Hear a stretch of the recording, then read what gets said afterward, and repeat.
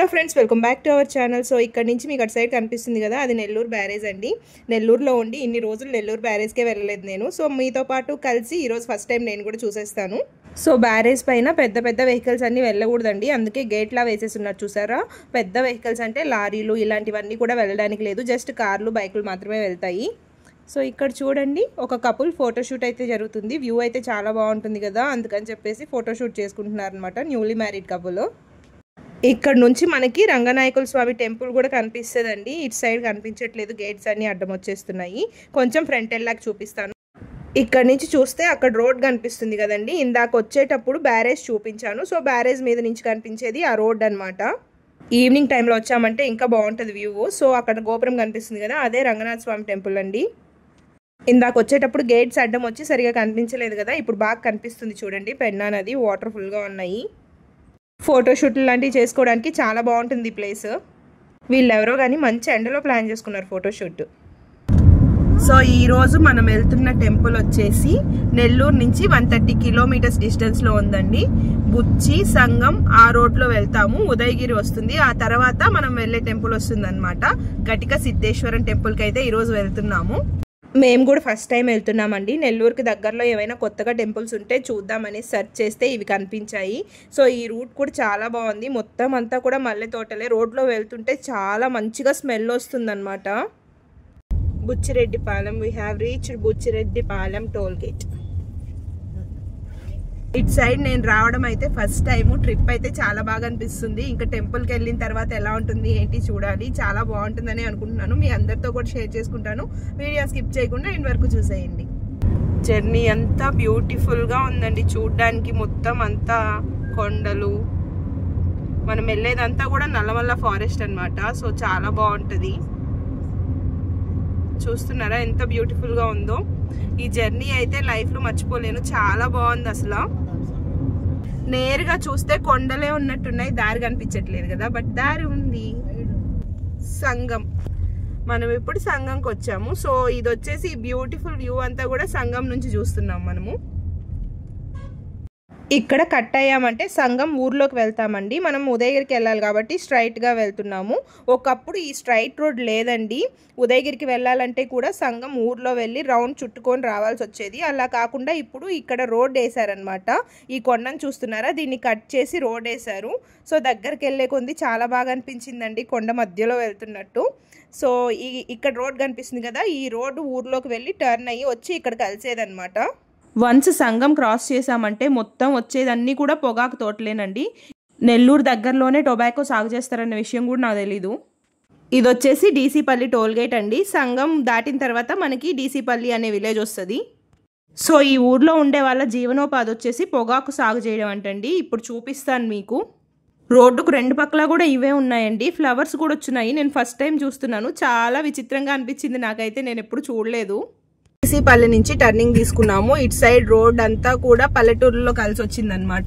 ఇది చూసారా, ఇటుకలతో ఇల్లులా ఉంది కదా, ఇవి శ్రీశైలం వెళ్ళేటప్పుడు కూడా మనకి చాలా కనిపిస్తాయండి. సో నేను అప్పుడు ఏంటో అనుకున్నాను, ఇవి టొబాకోని బాయిల్ చేయడానికి యూస్ చేస్తారంట. ఈ కట్టెలన్నీ కూడా అందుకోసమే. ఇక్కడ ప్రతి ఒక్క ఇంటికి ఇలాంటిది ఒకటి ఉందన్నమాట. సో ఇక్కడ చూడండి, వాళ్ళు ముందుగా రెడీ చేసుకుంటున్నారు, కట్టెలు కట్టుకొని తీసుకొచ్చి బాయిల్ చేసిన తర్వాత మళ్ళీ ఒక కర్రలు కట్టి వాటి మీద ఆరేస్తారంట. అలా ఎండబెట్టిన టొబాకోని నార్మల్గా మళ్ళీ యూస్ చేస్తారు, అంటే అమ్మేస్తారు. సో వాళ్ళకి ఇదేనండి జీవనోపాధి.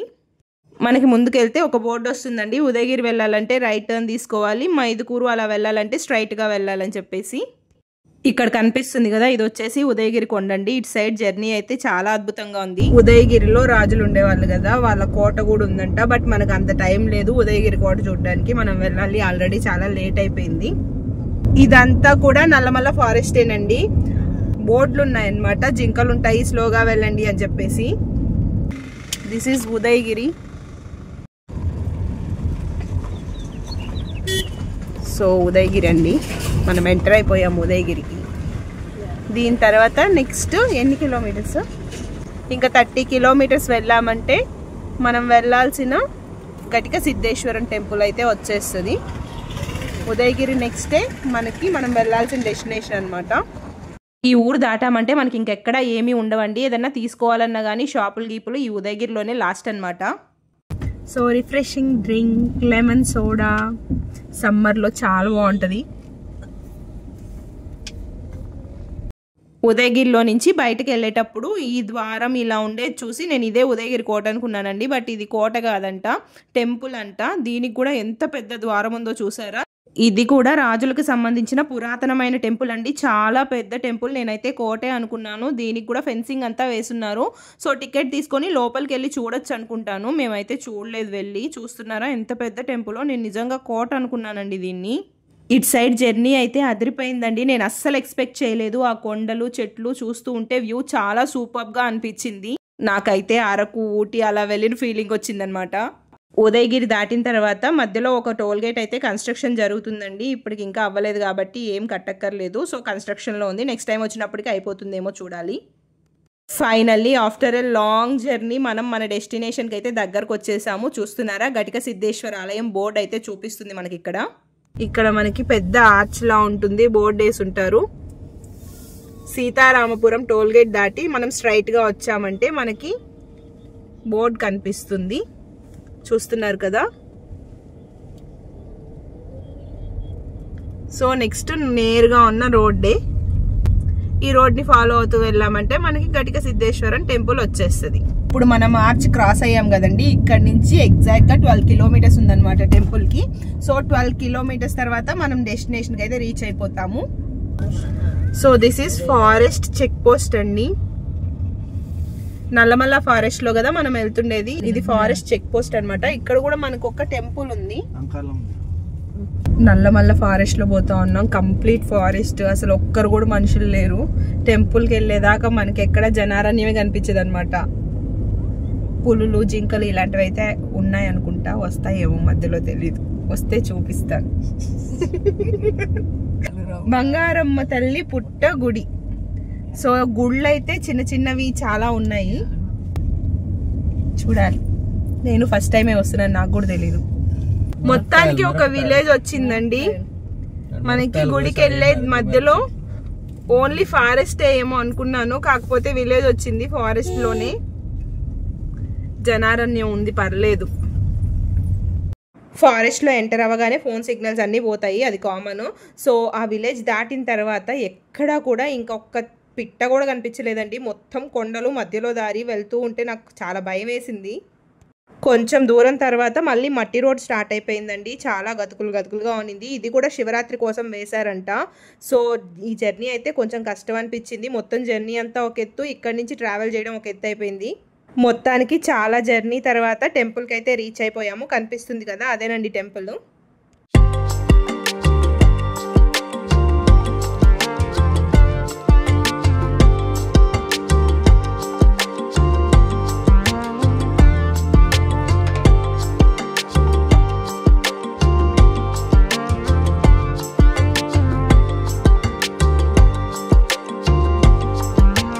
ఇక్కడ ఒక పెద్ద చెట్టు ఉందండి. దాని కింద బోల్డని శివలింగాలు అలాగే నాగపడగలు ఉన్నాయన్నమాట. ఆ చెట్టు వచ్చేసి నాగలింగ పూలు అంటారు కదా, ఆ చెట్టు అండి. సో మేము వెళ్ళినప్పుడు చెట్టు నిండా ఫుల్గా పూలు ఉన్నాయి. అవి గాలికి పడుతూ ఉన్నాయి అన్నమాట శివలింగాల మీద. చూడడానికి ఎంత అద్భుతంగా ఉన్నిందంటే మీకు దగ్గర నుంచి చూపిస్తాను. నాగలింగ పువ్వు అంటే ఎలా ఉంటుందో చాలామందికి తెలిసే ఉంటుంది. సో పాము పడగలాగా ఉంటుందన్నమాట, లోపల శివలింగాల్లా ఉంటుంది. అందుకని చెప్పేసి నాగలింగ పూలు అని అంటారు వీటిని. చూడండి ఎంత పెద్ద చెట్టు, ఫుల్గా పూలు పూస్తున్నాయి పై వరకు. కింద మనకి ఇలా శివలింగాలు ఉన్నాయండి. శివుడికి అభిషేకం చేస్తున్నట్లుంది చెట్టు అయితే చూడడానికి. మొత్తం ఫ్లవర్స్ అన్నీ కూడా శివలింగాల మీద పడుతూ ఉన్నాయన్నమాట. చాలా బాగుంది చూడడానికి, చాలా బ్యూటిఫుల్గా ఉంది ప్లేస్ అయితే. సో ఈ చెట్టు చుట్టూ మనకి శివలింగాలు ఉన్నాయి.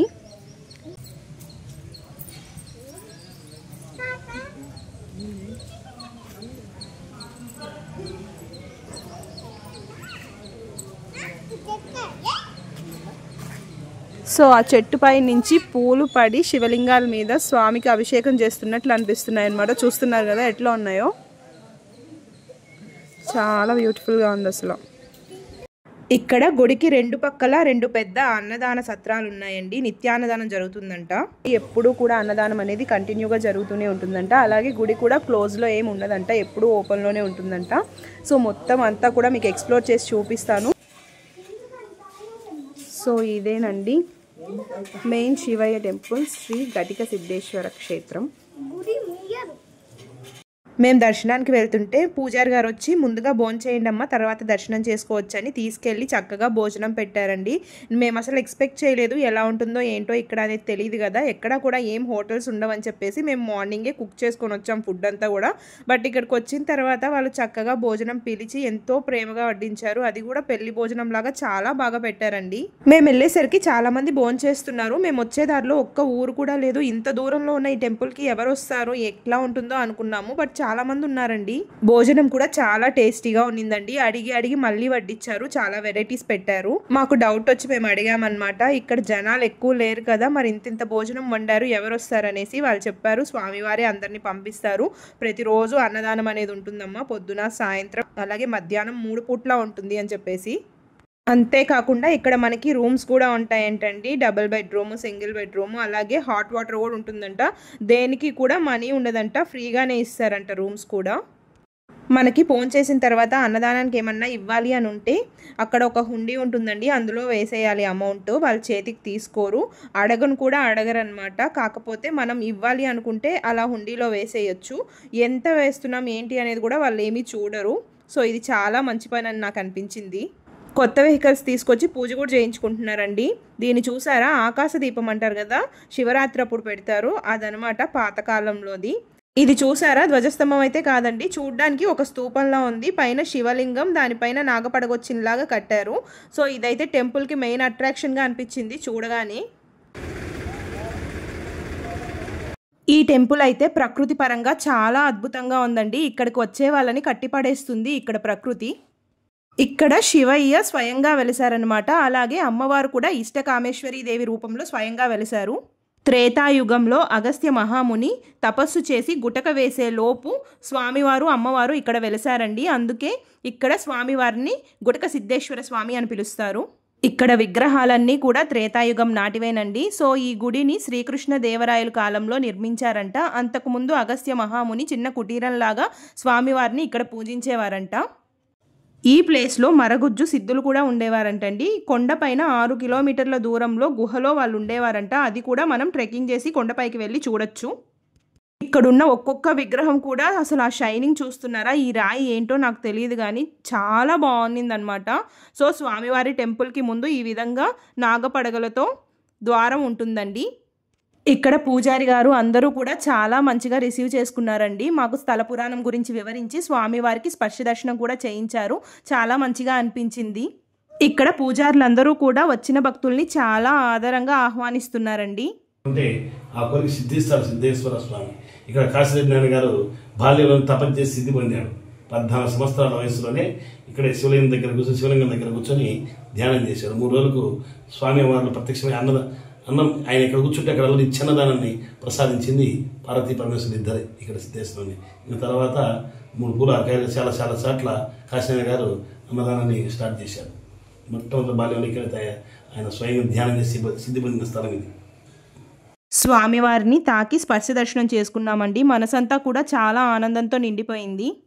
ఇలాంటి టెంపుల్స్ గురించి అందరూ తెలుసుకొని జీవితంలో ఒకసారైనా దర్శించుకోవాలి. చూస్తున్నారు కదండి, విగ్రహాలన్నీ కూడా ఇప్పటి కాలంలో కాదు, ఆ కాలంలో ఉన్న పురాతన విగ్రహాలు అనమాట. ఆ రాయి అంతా కూడా షైనింగ్ చూస్తున్నారు కదా. సో ఇలాంటి టెంపుల్ని మనం దర్శించుకున్నామంటే అది మన అదృష్టమనే చెప్పుకోవాలి. ఈ స్వామి మాకు మొత్తం ఎక్స్ప్లెయిన్ చేశారండి గుడి గురించి, స్వామివారు ఇక్కడ ఎలా వెలిసారు, అలాగే ఏ టైంలో భక్తులు ఇక్కడ ఎక్కువగా వస్తూ ఉంటారు, ఇక్కడ ఎలా ప్రసిద్ధి చెందింది ఈ దేవస్థానం అనేది మొత్తం కూడా చాలా చక్కగా వివరించారు. ఇదొచ్చేసి అగస్త్య మహాముని హోమం చేసిన గుండమంటండి. శివయ్య గర్భగుడికి ముందే ఉంటుంది, అందుకే ఇలాగే వదిలేశారు. అగస్త్య మహాముని ఒక గుటక వేసిన తర్వాత స్వామివారు ఇక్కడ వెలిసారండి. తరువాత అమ్మవారు కూడా ఇష్టకామేశ్వరి దేవి రూపంగా ఇక్కడ వెలిసారంట. ఎక్కడైనా సరే అమ్మవారికి పులి కానీ సింహం కానీ వాహనంగా ఉంటుంది, కానీ ఇక్కడ మాత్రం నక్క వాహనంలో ఉంటారండి అమ్మవారు. కోరిన కోర్కెల్ని తీర్చే కల్పవల్లిగా వెలిసారు కాబట్టి అమ్మవారిని ఇష్టకామేశ్వరి దేవి అంటారు. మనం ఈ నక్క వాహనంలో అమ్మవారిని దర్శించుకోవాలంటే మంగళవారం రోజు పొద్దున్నే అభిషేకం చేసే టైంకి మాత్రమే రావాలి అని చెప్పారు.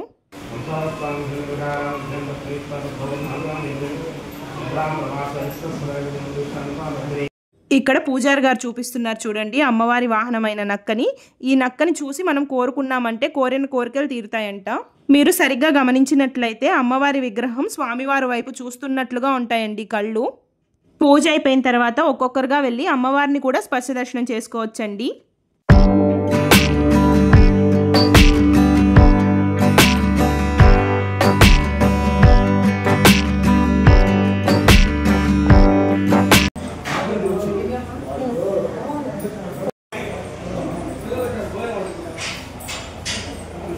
ఇక్కడ అమ్మవారి 18 శక్తిపీఠాలని కూడా 18 స్తంభాల రూపంలో ప్రతిష్ఠించారండి.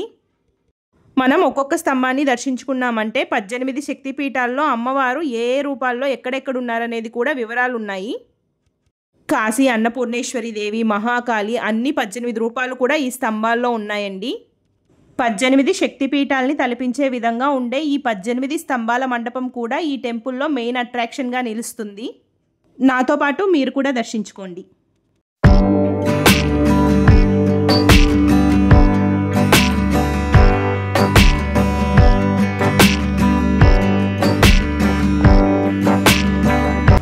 ఈ 18 స్తంభాలు కూడా మన అమ్మవారి శక్తిపీఠాలకి ప్రతిరూపంగా ఈ టెంపుల్లో ఉన్నాయండి. చూడడానికి ఇంత మంచి బ్యూటిఫుల్ ప్లేస్ని ఖచ్చితంగా విజిట్ చేయాలి, ఎవరు కూడా మిస్ అవ్వద్దు. ఇక్కడ అమ్మవారిని ఇష్టకామేశ్వరి దేవి అని ఎందుకు పిలుస్తారంటే అమ్మవారు నక్కవాహనం పైనుండి భక్తులు కోరుకున్న కోరికల్ని తప్పకుండా నెరవేరుస్తారంట. మామూలుగా కూడా మనకి అదృష్టం పట్టిందంటే నక్కతోక తొక్కినట్లే అంటుంటాం కదా. సో అందుకని అమ్మవారు నక్కవాహనం మీద ఇష్టకామేశ్వరి దేవిగా ఇక్కడ వెలిసి భక్తుల కోరికల్ని తీరుస్తూ ఉంటారు. అమ్మవారిని దర్శించుకొని బయటకు రాగానే మనకి ఇంకొక మండపం ఉంటుందండి. అందులో కాశీనాథ స్వామి అనే సిద్ధులు ఉంటారు. ఆయన శివుణ్ణి ధ్యానం చేసి ఇక్కడ అన్నదానాన్ని స్థాపించారట. ఆయన తర్వాత నుంచి ఆయన శిష్యులు ఇక్కడ ఉన్న పూజారి గారి తండ్రి వాళ్ళు ఆ అన్నదానాన్ని కంటిన్యూ చేస్తూ వాళ్ళ కుటుంబం అంతా కూడా స్వామికి సేవ చేసుకుంటూ ఇక్కడే తరిస్తూ ఉండిపోయారు. మనం ఇక్కడికి వచ్చామంటే మాత్రం ప్రకృతి ఒడిలో సేద తీరినట్టే ఉంటుందండి, చాలా బాగుంటుంది. ఇక్కడ కొండపైన మనకి చాలా గుహలు, దేవాలయాలు ఉన్నాయంటండి. ట్రెక్కింగ్ ఇష్టపడే వాళ్ళకి చాలా బాగుంటుంది. వీడియో స్టార్టింగ్లో మీకు చూపించాను కదండి నాగలింగ పూల చెట్టు అని చెప్పేసి. శివుని మీద అభిషేకం చేసినట్లుగా పూలన్నీ రాలిపోతే ఈ ఆవులు వచ్చి ఆ పూలన్నింటినీ తినేసాయి.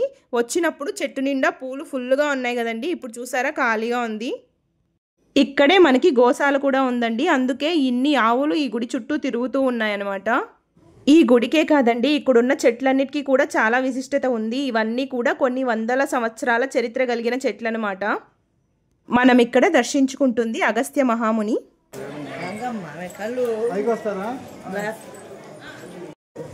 ఇప్పుడు మనం వెళ్తుండేది నందీశ్వరుడి నోట్లో నుంచి 365 రోజులు కూడా నీళ్ళు వస్తూ ఉంటాయంటండి. సో ఆ నీళ్ళు అనేవి పవిత్ర గంగాజలంతో సమానమంట. ఆ నీళ్ళని మనం తాగితే అలాగే పైన చల్లుకున్నా మనకి ఎలాంటి ఆరోగ్య సమస్యలు ఉన్నా కూడా తీరిపోతాయని చెప్పేసి ఇక్కడ మంచి విశ్వాసం అంట.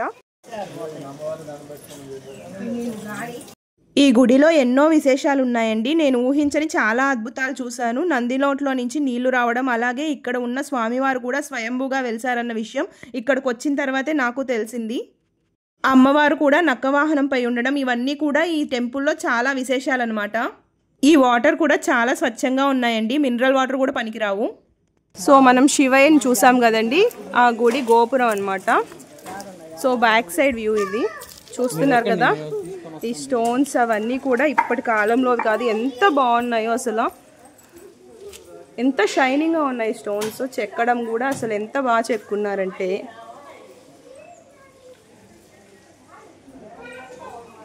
చాలా బాగున్నాయండి. సో ఇది వచ్చేసి అమ్మవారి గోపురం అన్నమాట. ఇప్పుడు మనం చూసాం కదా ఇష్టకామేశ్వరి దేవి అమ్మవారు. సో ఆ అమ్మవారి గోపురం అండి.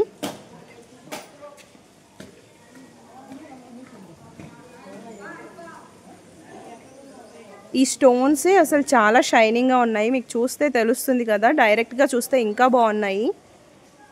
Such a beautiful place. లైఫ్లో ఖచ్చితంగా ఒక్కసారైనా విజిట్ చేయాల్సిన టెంపుల్ అండి. నేనైతే చాలా హ్యాపీగా ఫీల్ అవుతున్నాను వచ్చినందుకు. సో కైలాస కోనకు పోయేదారండి, 300 స్టెప్స్ ఉన్నాయంట. పాల కోనేరు.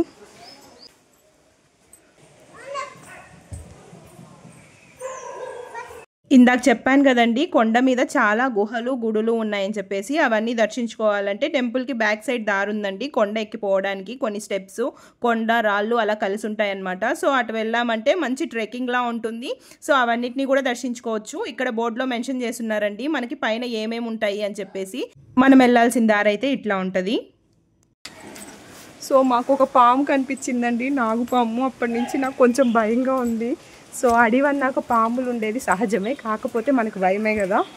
సో ఈ దారంతా కూడా మనకి స్టోన్స్, కొండ మీద స్టెప్సే ఉన్నాయి కానీ కొండలోనే చూస్తున్నారా ఇట్లుంటుంది, ఎక్కిపోవాలన్నమాట. ఈ కొండల్లో రాళ్ళల్లో మనకి పాములు కనిపించవచ్చు, కాస్త ధైర్యం ఉండాలి. మీకు పనసకాయలు చూపిస్తాను ఆగండి. చూసినారా పనస చెట్టు, పనసకాయలు ఎట్టు కాస్తున్నాయో. పనసకాయలు కాసింది కూడా విచిత్రం, అంటే మన ఇంట్లో ఉండవు కాబట్టి విచిత్రంగానే ఉంది నాకు.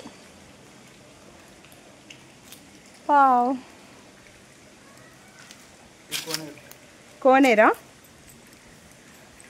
సో ఫస్ట్ కోనేరు వచ్చింది. ఇక్కడ చూస్తున్నారు కదండి, ఈ కోనేరులో ఉండే నీళ్లు మనకి ఇందాక నందీశ్వరి దగ్గర వచ్చాయి కదా వాటరు. సో అక్కడ ఈ వాటరే అక్కడి నుంచి వస్తాయంట. అగస్త్య మహర్షి ఆశ్రమం అది. సో ఇప్పుడు మనం వెళ్తున్నాము నెక్స్ట్ ఆ బోర్డులో చూపించిన నెక్స్ట్ ప్లేస్కి. ఇక్కడ కొన్ని దగ్గరలో ఇలా స్టెప్స్ ఉన్నాయి, మిగిలిన దగ్గర అంతా చూస్తున్నారు కదా కొండ మీద ఇలా ఎక్కి రావాల్సిందే. శ్రీ అయ్యప్ప స్వామి టెంపుల్. సో ఇది వచ్చేసి అయ్యప్ప స్వామి టెంపుల్ అండి. ఓం శరణం అయ్యప్ప. సో పైకి ఎక్కి వెళ్ళలేము, ఇక్కడి నుంచే దండం పెట్టుకునేస్తాము. స్వామి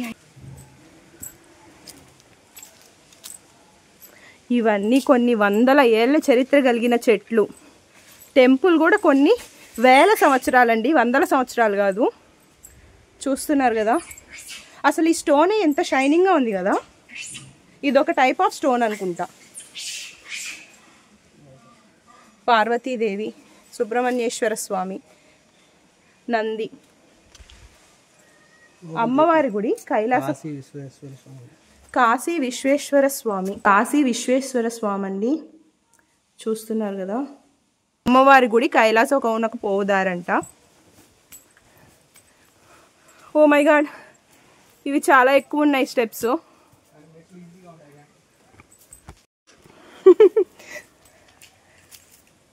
అయ్యో, నేనే అందరికంటే ఫస్ట్ ఎక్కుతాను అనుకున్నాను, బట్ అందరూ ఫస్ట్ ఎక్కేసారు, నేనే లాస్ట్ ఉన్నాను.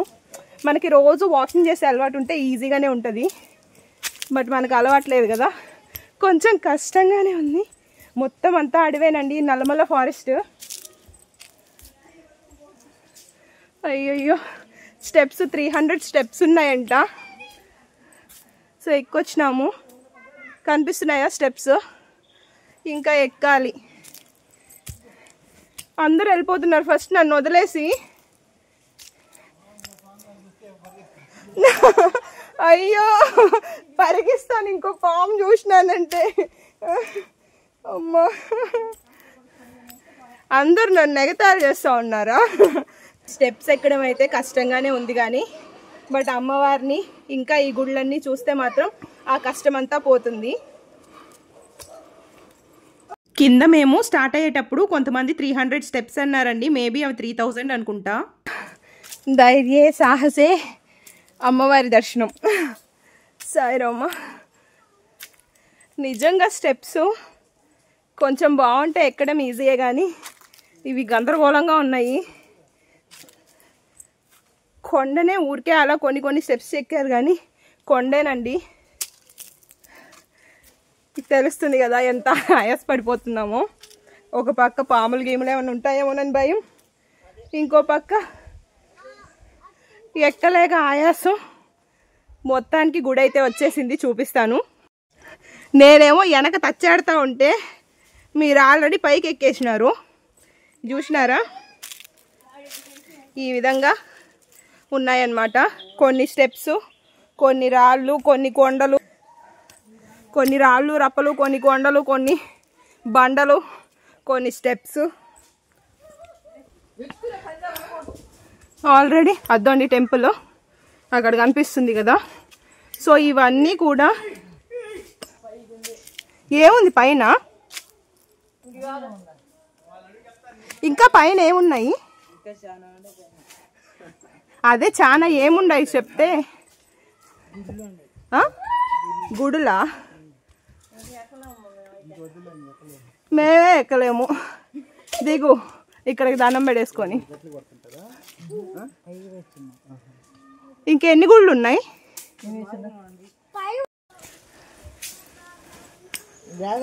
ఆంజనేయ స్వామి టెంపులా?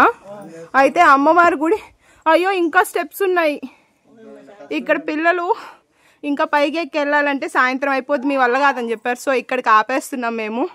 ఆంజనేయ స్వామి టెంపుల్ దర్శించుకొని వెళ్ళిపోతా ఉన్నాం. సో అక్కడ చూడండి. సో ఆయన ఛత్రపతి శివాజీ గురువు గారంట. సో ఆంజనేయ స్వామి ఇవన్నీ కూడా స్వయంభూగా వెలిసినవేనండి. గుహ అది, గుహలో ఆంజనేయ స్వామి వెలిసారు. కొండ మీద కోతులు ఉన్న హైట్కి వచ్చేసాం మేము.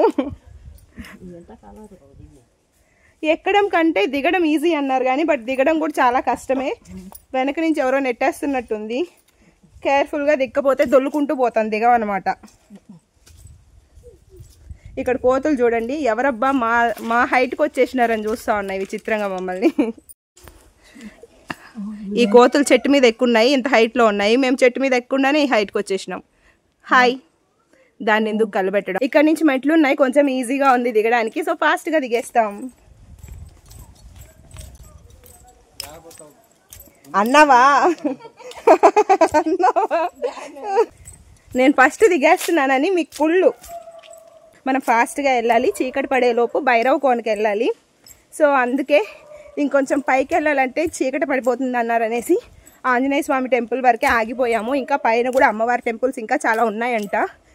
బట్ ఇంకోసారి వచ్చినప్పుడు ట్రై చేద్దాం.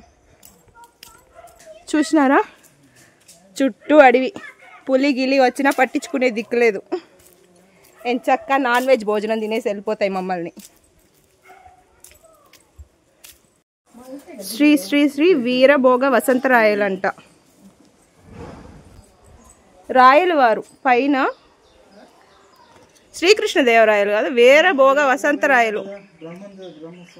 ఆహా, రాయలు వారు సెకండ్ జనరేషన్. అగస్త్య మహాముని ముని, అగస్త్యముని అంట. అగస్త్యముని, అగస్త్య మహర్షి ధ్యానం చేసిన ప్లేస్.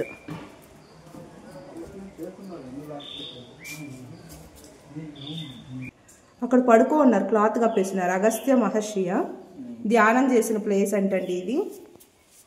ఇది వచ్చేసి టెంపుల్ బ్యాక్ సైడ్ వ్యూ అండి. టెంపుల్ బ్యాక్ సైడ్ నుంచి మనం కొండ మీదకి వెళ్ళడానికి దారి ఉంటుంది. సో ఆ బోర్డులో చూపించినవన్నీ చూడాలంటే మనకి ఒక రోజంతా పడుతుంది. ట్రెక్కింగ్ చేస్తూ వెళ్ళాలి. ఇది కొన్ని వందల ఏళ్ల సంవత్సరాల చరిత్ర కలిగిన చెట్టు అంట. సో ఈ చెట్టు కూడా చాలా స్పెషల్ అని చెప్పారు. చూస్తున్నారా అసలు ఎంత పెద్ద చెట్టు. ఇలాంటి చెట్లు చూడడం కూడా మనకి చాలా అరుదుగా జరుగుతూ ఉంటుంది. నిజంగా చాలా హ్యాపీగా ఫీల్ అవుతున్నానండి ఈ రోజు అయితే. నేను అసలు ఎక్స్పెక్ట్ చేయలేదు ఇలా ఉంటుంది టెంపుల్ అని చెప్పేసి. సో చాలా బాగుంది. ఖచ్చితంగా లైఫ్లో ప్రతి ఒక్కరూ కూడా ఒక్కసారైనా విజిట్ చేయాల్సిన టెంపుల్ అండి. సో నెల్లూరు నుంచి అయితే మనకి 3 hours జర్నీ అనమాట, 130 kilometers. సో నేను కంప్లీట్ డీటెయిల్స్ అన్నీ కూడా మీకు చెప్తాను. మేము కొండపై నుంచి కిందకు వచ్చేసరికి చాలామంది ఉన్నారండి, పిల్లలు పెద్దవాళ్ళు. సో ఎవరు అని చూస్తే ఎవరో స్కూల్ నుంచి ట్రిప్కి వచ్చినట్టున్నారు.